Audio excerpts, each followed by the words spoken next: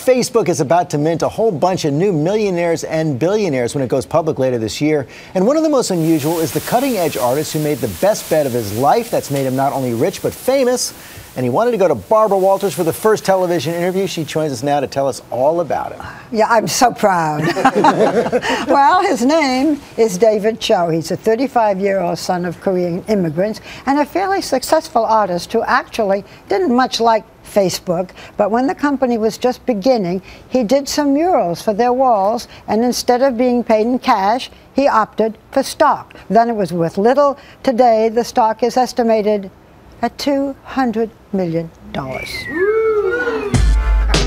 Choe is a self-described rebel and art school dropout, a graffiti artist painting everything from sneakers to cars to hundreds of walls.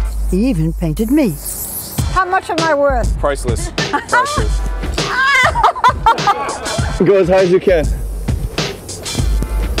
And together, we painted this masterpiece. Don't make me cry. Bravo! But it is the murals he sprayed on the offices of Facebook in 2005 that have made him a very rich but surprisingly unhappy man. The thing is, David, that most people would be thrilled. $200 million. For you, it's causing you pain. You can't buy your privacy back because I was already doing okay, and to have this abstract amount of money now, I cannot buy my privacy back. I was like, what the hell's happening? Every news, Al Jazeera, every news organization in the world is beating down the door trying to get a interview, and I'm like, oh my God. Have you kept all the stock or have you sold some? I sold some a while back. The estimate was $200 million. I think it's more than that, actually. Really? I didn't sell that much. I just sold a couple to just secure that I would have something out of this in case anything changed. But it's a couple of $100 million still, you think? For sure. Not bad for a misfit who has done jail time for cashing forged checks, stealing, and spent 3 months in a Japanese prison for hitting a security guard.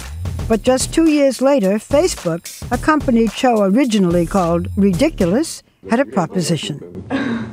Sean Parker, who at that time was the president of Facebook, came to you and said, David, we got these walls.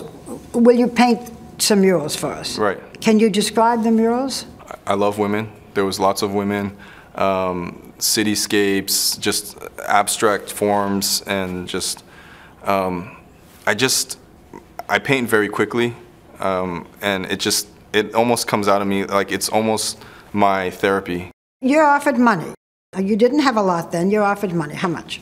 It was close, I think close to $60,000. Instead of taking the $60,000, which you really needed, right, you said, give me stock. He's like, you want the cash or you want some shares? And I said, I'll take this, I'll take the shares. Why? I like to party. I like to gamble. It's gonna sound horrible for me to say money is meaningless, but everyone's like, what are you gonna do now that you have all this money and freedom? I did everything I wanted to when I had nothing. I'm still gonna do whatever I want, except more people are just gonna bother me now. Oh. Yeah, he didn't get a lot of sympathy from the crew. Yeah. Well, he doesn't exactly know what he's going to do with the money, but he says that he's going to continue to be bothered and he'll complain about losing his privacy, like a lot of people on Facebook do in general, but they don't get $200 million. They sure don't. You're going to keep that shirt. I'm going to keep the shirt. You know why he picked me up? Because if you do graffiti way high up, the police can't get to it. So he picked me up so I could do the graffiti. I don't think they would. And by the way, we had permission. I don't want to get in trouble. Great story. A lot more of it tonight on Nightline. Thanks, Barbara.